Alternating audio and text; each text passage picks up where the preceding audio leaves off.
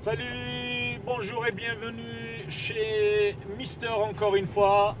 On est mercredi et comme chaque mercredi, on va au cinéma. Oui, c'était prévu qu'on y aille avec Mrs. Grimm aujourd'hui parce que comme tous les mercredis, la petite va à la crèche. Malheureusement aujourd'hui, mon bébé est tombé malade, elle a une gastro, vomissement, diarrhée, donc on a dû la récupérer, aller chez la pédiatre. Ce qui fait qu'on n'a pas pu aller à la séance d'après-midi. Là, elle dort, mon bébé. Merci, ma chérie, je t'aime. Je vais aller tout seul pour le film Aquaman, qui était sur notre liste et qui sort aujourd'hui, le 19 décembre, au cinéma. Aquaman en VF, en VO, c'est Aquaman. Sinon, en français, ça va s'appeler L'homme aquatique. Ou si on veut reprendre la blague que faisait Batman dans Justice League, l'homme qui parle au poisson. Réalisé par James Wan. Donc je vais plus m'attarder sur le réalisateur que sur le Aquaman parce que c'est un personnage que je connais pas beaucoup et que je n'aime pas vraiment dans la bande dessinée. Donc réalisé par James Wan, pour moi c'est un gage de qualité parce que quand même James Wan c'est le mec qui a remis au goût du jour les films thriller et horreur. Quand je vous donnerai les films, vous comprendrez, et qui a relancé un certain style d'action aussi. Donc dans les films thriller, pour ma part, parce qu'il en avait fait des films avant, moi pour ma part je l'ai découvert avec un seul film qui devient culte je pense aujourd'hui, c'est Saw, le premier. C'est réalisé par James Wan à l'époque. C'est un petit film, petit budget, une salle de bain pourrie, deux mecs attachés avec des chaînes dans des coins, au milieu un cadavre, un flingue et le magnéto dans la main du cadavre. D'ailleurs, c'est un film que j'utilise comme référence quand je parle avec des amis, que je leur parle de setup payoff. Je dis regardez Saw 1 parce que le film il commence, il y a des setups tout le temps et à chaque fois qu'il y a un payoff, ça nous donne des setups et ça fait tout le truc. Si vous voulez comprendre le principe du setup payoff ou le fusil de Kuleshov comme on l'appelle au cinéma, c'est que tout ce que tu vois à l'écran a une utilité plus tard dans une autre scène. Tout ce qui apparaît ramène à quelque chose et ça débloque une histoire. Donc j'ai dit il a réalisé Saw 1, après il a produit sur tous les Saw il est producteur exécutif et il a réalisé le Saw 3. Sur les Saw il est juste producteur sur les autres, les 6, les 7 et 8. Ah oui, il y a eu le 8 que j'ai été voir l'année passée. D'ailleurs, il a tellement pas marché qu'ils n'ont pas refait de 9 cette année. Aussi, en parlant de l'horreur, c'est lui qui a relancé les films d'horreur aussi, et qui lance une saga avec Conjuring. J'adore ce film.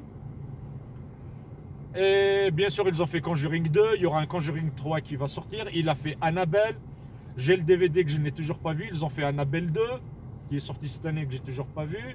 Il a coproduit le film La Nonne, mais que j'ai pas été voir parce que je préfère le film original qui est un film espagnol que j'ai en DVD, donc La Nonne ça m'intéresse pas d'aller le voir. Et dans l'action, c'est celui qui a fait Fast and Furious 7. Où on a la scène de Burj Khalifa où il saute avec une Ferrari d'un immeuble à un autre. Question action, il a quand même réussi à faire des choses dans Fast and Furious. Même si les Fast and Furious, c'est pas des films à scénario, mais c'est des films d'action et James Wan a quand même réussi à faire quelque chose de top avec le 7 et de bien le finir pour rendre hommage à Paul Walker qui est décédé je crois même avant la fin du tournage du film parce qu'ils ont pris son frère pour refaire quelques scènes. Voilà, donc pour moi c'est un gage de qualité. Je l'ai dit la semaine passée, j'ai été déçu.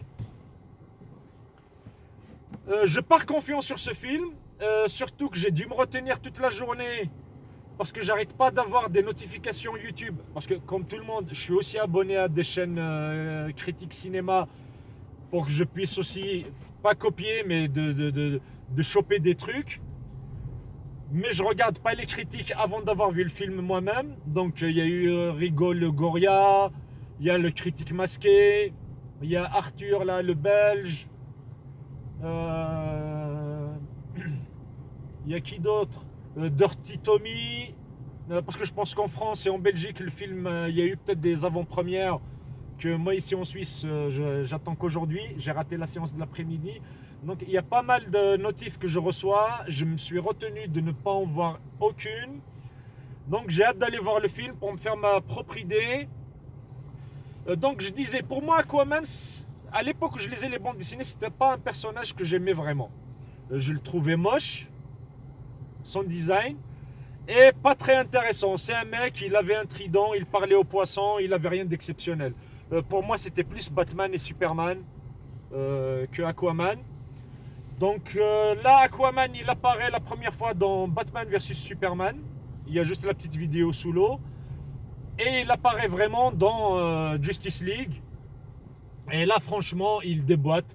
Jason Momoa, un acteur, pour ma part, que j'ai découvert dans Stargate Atlantis, la série. Et c'était Ronan, mon personnage préféré. Là, je suis en train de voir la série Frontières sur Netflix, mais j'ai de la peine à accrocher. Mais c'est quand même un acteur que je trouve qui a la carrure, il a le physique, il a la gueule pour faire le rôle d'Aquaman. Et franchement, moi je l'ai bien aimé dans Justice League, malgré les défauts du film. Sinon voilà, qu'est-ce que j'allais dire d'autre? Il n'y a pas d'autre truc de spécial. J'aime bien le costume, le design, j'ai vu la bande-annonce, c'est celle que je vais mettre entre les deux parties. Voilà, alors pour la bande-annonce, vous avez vu la nouvelle formule.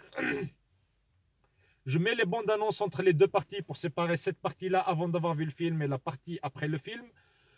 Sauf que la dernière fois, j'ai pris les bandes-annonces de TV Select parce qu'elles sont en français, vu que je m'adresse quand même à un public francophone, j'essaie de trouver des... J'ai reçu 2 avertissements YouTube pour le droit d'auteur. En fin de compte, si je veux éviter les droits d'auteur, je dois prendre la bande-annonce officielle de la Warner ou d'Universal, où j'aurai pas d'avertissement. Comme j'aimerais bien que ma chaîne continue. Donc vous aurez des bandes-annonces en VO. Je prendrai la première trailer lancé par les studios.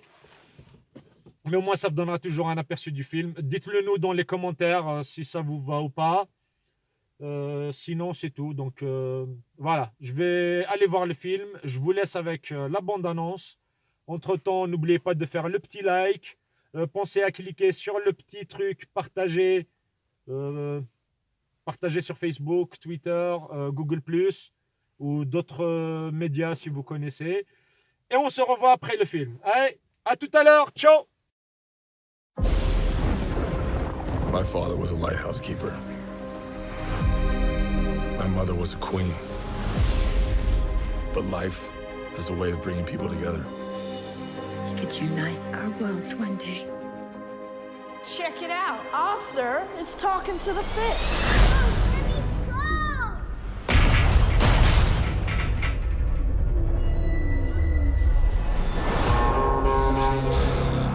They made me what I am.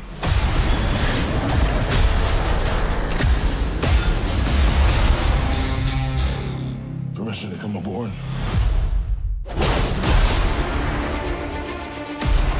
I've been looking for you. Your half-brother, King Orm, is about to declare war upon the surface world. The only way to stop this war is for you to take your rightful place as king. Trust me, I am no king. You do your best thinking when you're not thinking at all. That was the worst pep talk ever. Might want to strap in. Welcome home.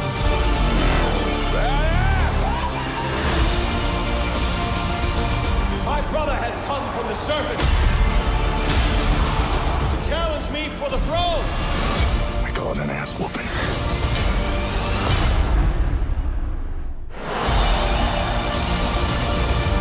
I'm no leader. I came because I had no choice. I came as save my home and the people that I love. You think you're unworthy to lead because you're of two different worlds. But that is exactly why you are worthy.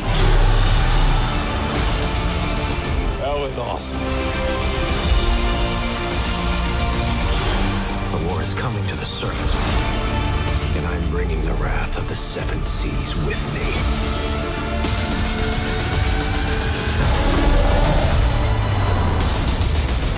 We're here. What are you doing? Wait. You should have a parachute. Redheads! You gotta love them.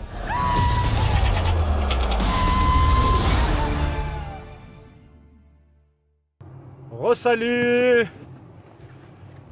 Me voilà sorti d'Aquaman, le film réalisé par James Wan.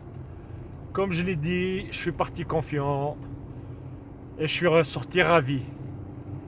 Franchement, c'est le film que j'attendais et c'est le film. Non, enfin, le DC Comics, ça... Ils ont bien fait de mettre 2h23 minutes. Un super film qui montre bien la puissance, la grâce de Aquaman, qui mélange bien la légende de l'Atlantide. Je connais pas trop bien la bande dessinée, je l'ai dit, j'aimais pas le personnage, donc je connais pas trop le background. Comment le dire?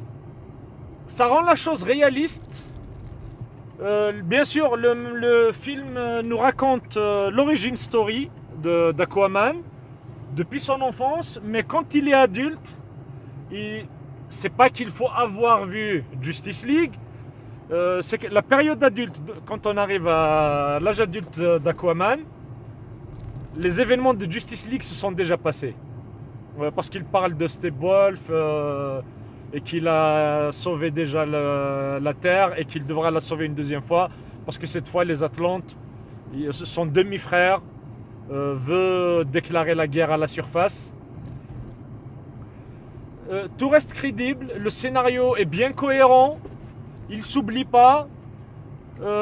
Alors je vais dire, le seul truc qui m'a dérangé, il n'y a qu'un truc qui m'a dérangé, c'est toutes les 5 premières minutes du film. Il y a une tempête, il y a la reine Atlante qui échoue au pied d'un phare. Il dit voilà, c'est là qu'elle a rencontré son père, etc. Du moment où le mec repêche la femme et la ramène chez lui dans le phare, pour ceux qui ne savent pas, Aquaman dans la vraie vie il s'appelle Arthur. Je crois qu'on entend le prénom Arthur 3 ou 4 fois. Il rentre à la maison, il a un chien, il l'appelle Arthur. C'était à la télé ou à la radio, on parle d'Arthur, on entend le prénom Arthur, et quand Arthur est né, d'un coup on parle d'un ouragan qui arrive, et comme par hasard l'ouragan là il s'appelle Arthur, et là il lui fait on va l'appeler Arthur, il lui fait oui, mais pas l'ouragan, en hommage à l'ouragan, mais en hommage au roi Arthur, de la légende, qui est devenu roi. Et dans ce film, ça, je vais dire, ils ont un peu copié un peu de tout, parce que... pour prouver qu'il est roi, il y a le trident royal qu'il doit aller récupérer, mais il n'y a que le roi méritant qui peut aller le décrocher de là où il se trouve. Je dirais rien d'autre, ça fait penser au roi Arthur Excalibur. Donc à part cette histoire où ils nous font Arthur, Arthur, Arthur, au cas où tu n'as pas compris, Arthur, l'Aquaman il s'appelle Arthur, voilà. C'est le seul truc qui m'a dérangé, sinon... J'ai bien aimé le montage aussi du film. Je vais vous révéler une ou deux scènes sans trop spoiler. Bien sûr, la reine, elle vit avec le mec sur Terre. Elles ont un enfant, ils l'ont appelé Arthur. Les Atlantes finissent par la trouver parce qu'il était destiné à épouser le roi héritier. Ils viennent la chercher de force. Dans le combat, comme elle a peur qu'il nuise à son fils, elle décide de retourner à Atlantis toute seule. Elle plonge dans l'eau, sauf que la caméra, une fois qu'elle a plongé dans l'eau, elle se tourne vers le père avec son fils et la caméra plonge à reculons dans l'eau. Elle avance un peu dans l'eau et au moment où elle se tourne, où j'ai cru que, vu qu'on est sous l'eau, elle va nous montrer l'Atlantis, ben on voit la scène dans la bande-annonce, on découvre qu'on est dans un grand aquarium et que de l'autre côté de la vitre, il y a les gamins qui ont fait une sortie d'école qui sont venus visiter l'aquarium et on voit la fameuse scène où les deux brutes brutalisent Arthur et comme il parle au poisson, Il y a le requin qui vient taper la vitre pour le sauver. Ça fait son petit speech. La caméra retourne dans l'eau. Il y a les poissons qui viennent écrire le titre Aquaman. Et là, la caméra traverse. Et on se retrouve dans les fonds marins. Et là, on découvre l'Atlantide, etc. Et tout le film est comme ça. Le montage, au lieu de nous faire justement le défaut de Justice League, comme ils ont dû couper plusieurs scènes pour faire un film de 2 heures, ça coupe et ça part sur un autre lieu. Là, c'est la caméra qui se balade. On croit toujours qu'on est dans un environnement. La scène des flashbacks, à un moment, il est avec une personne, il lui parle. Et pour nous dire qu'il serait mon meilleur souvenir, il lui fait « J'étais déjà là avec telle personne ». Ils l'ont fait comme dans le clip de Maroon 5. Là où il chante, il y a une femme qui danse derrière lui. La caméra qui tourne, mais à chaque fois que la caméra passe derrière lui, ça cache la femme. Et quand la caméra repasse, on découvre une autre personne derrière. Ils ont fait le même principe. Donc il était en train de parler d'un personnage. Donc on voit la personne à qui il parle. La caméra tourne. Quand l'autre est caché et que la caméra fait l'autre tour, il y a le personnage qui apparaît. Et quand la caméra refait encore un tour, Aquaman redevient jeune de l'autre côté. Il était adulte. Et ça nous fait le flashback. Et ça arrive à un moment. On s'ennuie pas. Ça passe d'une scène à une autre sans même pas qu'on sent la coupe. Franchement, j'ai beaucoup aimé. Donc on s'ennuie pas. Les scènes d'action sont magnifiques. Ah oui, dommage, ils n'ont pas reçu le film en 3D. Donc j'ai vu que la projection 2D. Mais dans les scènes d'action, on voit qu'il y a pas mal de scènes qui ont été faites pour la 3D. J'aurais aimé le voir en 3D pour savoir comment ça donne. Malheureusement, le film était qu'en 2D. Mais les scènes d'action, elles sont bien. Non, James Wan, et il sait faire des scènes, même avec les effets visuels numériques. Il arrive à nous faire des scènes, des plans de caméra qui bougent un peu partout sous l'eau. Magnifique. Voilà, et en plus, on découvre que chez les Atlantes, il y a 7 races en tout. Donc il y a les Atlantes qu'on connaît qui ont la figure humaine, donc qui sont un peu comme les humains. Et il y a d'autres, il y a les Fishermen qui ressemblent à des sirènes, mais entièrement poissons, c'est juste qu'ils parlent, ils ont des bras et tout. Il y a les déserteurs qui sont restés sur Terre et qui vivent dans le désert mais qui n'existent plus. Il y a les autres, j'ai oublié, ceux qui vivent dans la fosse. C'est des créatures un peu humanoïdes, de poissons. On les voit dans la bande-annonce aussi. Et je peux comparer le film au Seigneur des Anneaux, qui démarre à la Comté. Donc on voit la Comté où habitent les hobbits. Ils passent dans leur périple par le territoire des hommes. Après ils passent par le territoire des elfes. Ils passent par le territoire des nains.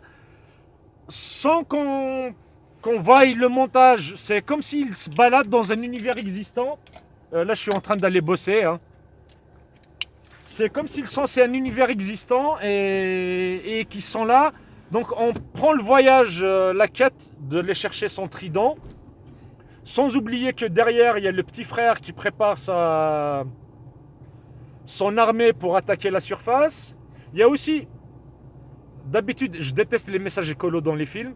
Là, ils ont utilisé un petit truc. La première attaque qu'on voit dans le film, les vagues qu'on voit dans la bande-annonce, les grosses vagues qui arrivent, c'est le premier signe que le petit frère a envoyé, vu qu'ils ont le pouvoir de contrôler l'eau. Il renvoie tous les déchets qui se retrouvent dans les fonds des océans vers les plages, les surfaces. J'ai beaucoup aimé cette image. D'habitude, ça m'énerve les messages écologistes. Là, il leur dit, voilà, vous reprenez votre merde, on n'en veut plus. J'ai beaucoup apprécié. Et ils n'ont pas fait lent, c'est une scène qui dure juste la scène d'action. Après, il y a juste l'autre, il leur fait, c'est juste un retour à l'envoyeur. C'est ce qu'ils nous ont balancé pendant des millénaires, des siècles. On n'a fait que le renvoyer à la surface. J'ai beaucoup aimé. Franchement, la DC Comics, je dirais, ils sont en train de sortir la tête sous l'eau. Parce que c'est un super film. 2h23, je ne me suis pas ennuyé. L'action est bonne. L'humour, j'ai bien aimé. Je dirais pas que j'ai rigolé à tout, mais je trouve que les gags sont bien placés. Moins que Justice League. J'ai bien aimé la princesse, comme elle s'appelle, Emira Sabila, Inch'Allah, mais c'est le mémotechnique que j'ai trouvé pour me rappeler son prénom dans le film. On la voit, c'est la Roquine, celle qui peut créer une bulle d'air à l'intérieur de l'eau dans Justice League. Elle a ce pouvoir-là de contrôler l'eau. Il y a 4 à 5 fois qu'elle l'utilise. J'ai bien aimé les façons dont elle l'a utilisé. Cette truc... Elle m'a fait penser à la scène du film La Momie avec Tom Cruise, même si je ne l'ai pas aimé. J'ai aimé quand elle fait la tempête de sable en plein Londres, où elle casse toutes les vitres, parce qu'on sait que le verre est fait avec du sable. Donc elle a cassé les vitres pour prendre le sable et faire sa tempête. Dans ce film, elle utilise un peu les trucs, vu qu'on trouve de l'eau un peu partout, et qu'elle a le pouvoir de contrôler l'eau, de bien utiliser ça. Comme je l'ai dit en première partie, en parlant de Saw 1 réalisé par James Wan, j'ai dit que c'est un réalisateur qui utilise bien les setup payoff. Et là, dans ce film, il en est bourré aussi. Et chaque setup trouve son payoff. Il y en a que j'ai détecté, il y en a qui me sont passés inaperçus, mais dès que ça arrive, je me dis, mais oui, je suis con, j'aurais pu le voir. Franchement, c'est Aquaman. J'espère qu'il y a une salle de cinéma près de chez vous. Je suis parti confiant et je ne suis pas déçu. Je suis ravi. Un super film. Man of Steel, Wonder Woman, Aquaman. Quand les producteurs font confiance au réalisateur, ils lui donnent carte blanche. D'ailleurs, le film il me fait beaucoup penser à Man of Steel, parce qu'en racontant l'histoire d'Aquaman actuelle, il nous fait des petits flashbacks pour nous mettre des petites bases de ce qui s'est passé dans son enfance. Magnifique. Voilà. Sinon, j'espère qu'il y a une salle de cinéma près de chez vous. Allez voir Aquaman. Si vous voulez passer un bon moment, c'est un bon film de divertissement, c'est un bon scénario, c'est un bon film d'action, et on ne s'ennuie pas pendant 2h23. Voilà.